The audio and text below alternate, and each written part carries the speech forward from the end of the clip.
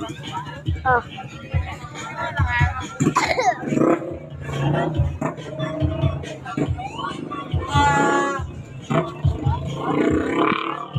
Apap tol. Tat. Oh. Yan! Papagdal mo yung motor niya.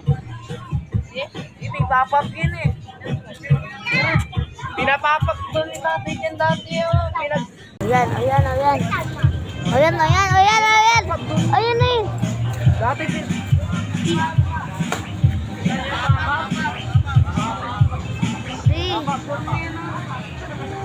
yung maganda pa, alam mo ano, nakabukas ang mga ilaw niyan sa ilalim ng motor. Kahit di man maingay, maingay naman yung busina. 3, 2. Habang